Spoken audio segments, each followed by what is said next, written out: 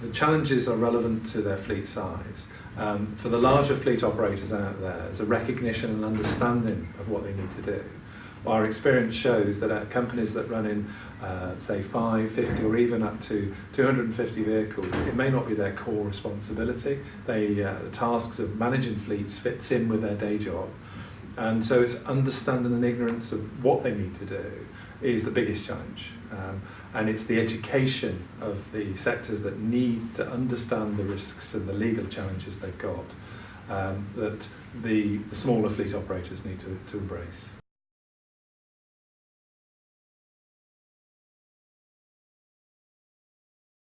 One of the big changes that a lot of people are unaware of, which is what happened in early 2015, where the courts were issued with new Sensing Council guidelines.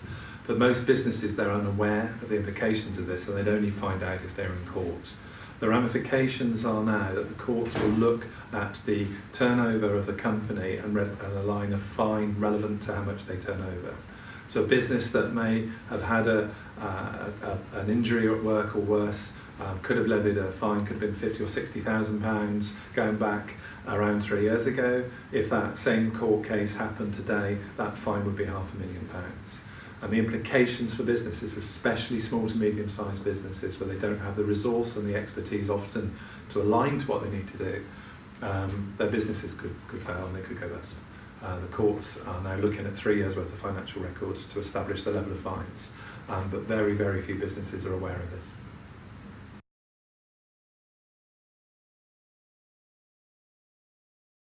So the implications, introducing new legislation isn't always very popular.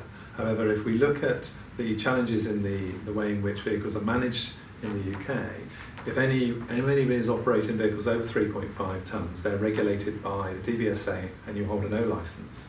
Part of that is the vehicles are regularly inspected by the driver every day, and the vehicles will be routinely inspected at 6 or 8 week intervals to make sure that they're safe by a competent mechanic. The manufacturers, because of the advancements in technology now, have extended service intervals to a point where the responsibility now for the vehicles is moved from the garages to the companies. And the companies themselves, often these vehicles could be maintained every 24 months, up to 30,000 miles.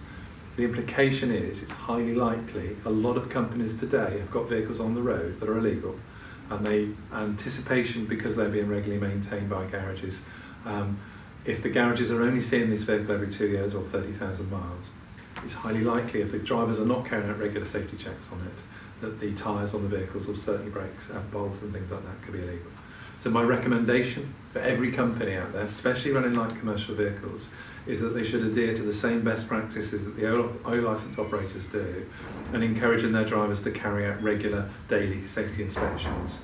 If anybody's looking to get accredited under FORS or Van Excellence, it's a prerequisite to get accredited that you have to carry out pre-use defect checks. So if there's one single thing I'd recommend companies do, is to ensure their drivers are doing regular checks to make sure the vehicles are legal.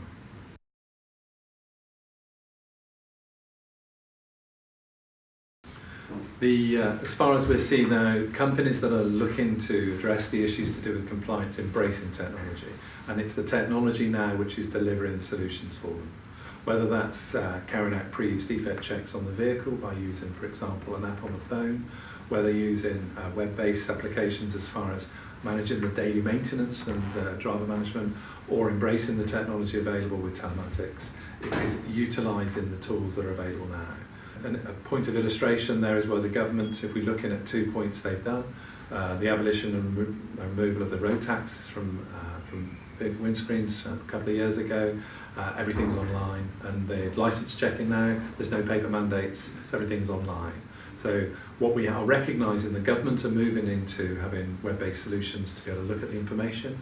What we would encourage companies is to embrace the same level of technology for themselves, to remove their dependency on spreadsheets and whiteboards, and to look at taking technology to be able to help them.